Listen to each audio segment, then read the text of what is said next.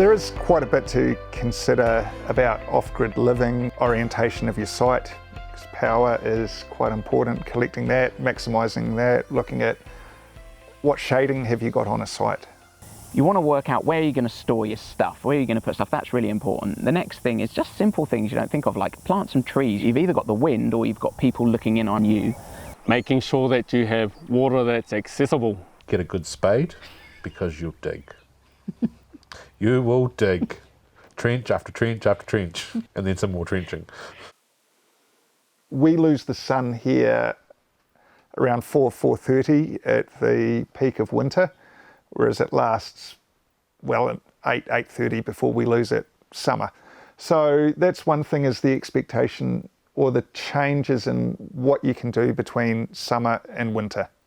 Definitely do your research at the start, because when it gets hard and you think you might give up, hey, you want to know that, yes, I definitely want to complete this project.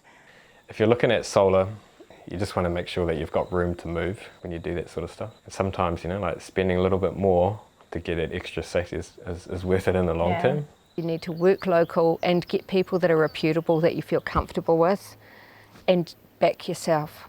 You've got to start somewhere. Yeah, feel free to ask people or join Facebook pages or follow YouTube channels that are along those lines, and there's information out there. People are more than willing to help, especially when they're in that situation. This comes as part of the off-grid living. It's, helping others out. Research, research, research. I can't say that enough. As well as trying to figure out the distance from where you're wanting to live and where you're needing to go to there. So I bought a diesel truck. Well, with the rising costs of diesel, it's pretty much close to petrol.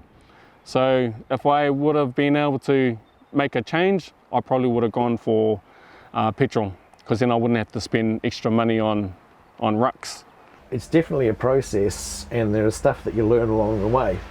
We've developed a pretty good understanding of how you need to work with solar. That's maybe something that people don't understand initially. They're thinking that solar will work with them, but it's kind of a partnership between you and your gear and the sun and what's currently sitting in your batteries. So I guess you have to have a clear view of your vision, what you're going to be using it for, how many people, how long, how often.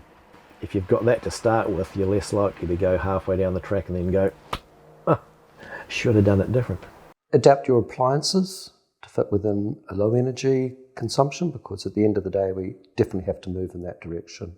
But then once you've got everything done, your foundation, that's where you can enjoy, you can reap the rewards. My tip would be to just do it. It's easy to come up with reasons not to do it, and no one's going to be confident going into it, and I think that's fine.